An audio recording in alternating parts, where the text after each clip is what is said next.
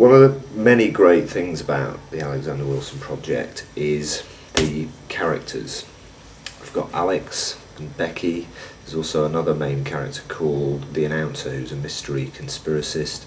These are such fantastically written characters, and they're also all very creative, and they're all already outputting onto the channels, onto the platforms via the channels that we're going to use as we deliver the Alexander Wilson project. And this gives the audience a very direct link with the characters, which is a really, really important thing for us.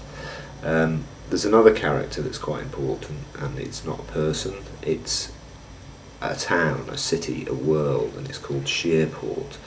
And this is where the action takes place. The audience come to this imaginary city, which is a very run-down UK city containing the best and worst of British life, and they come to watch the Alexander Wilson project, but they are also responsible for building that world and colouring that world through calls to action and competitions. We're expecting the more creative elements of the audience to get involved by generating user-generated content and really helping us to make Sheerport what it should be.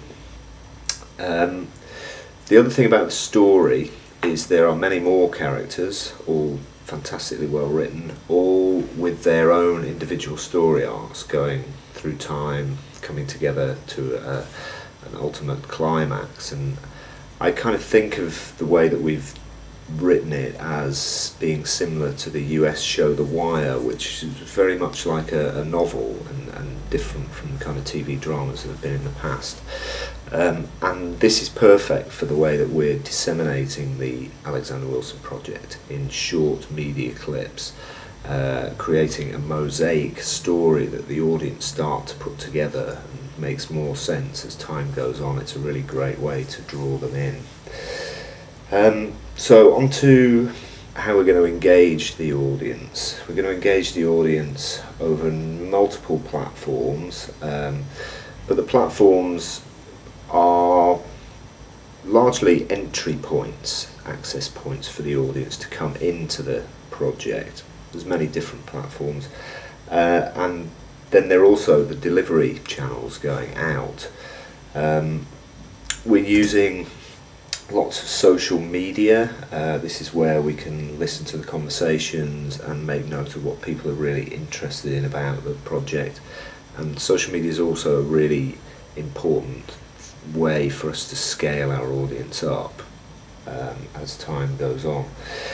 We're also using a lot of games. We've got a social media game and lots of casual games, and these are great ways of keeping people on the page, captured and coming back time and time again.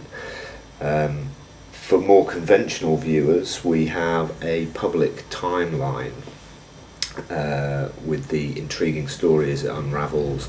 If people really get into it and get hooked, then they can sign in and get closer, and then we have them captured, and as a reward they get to see more story quicker.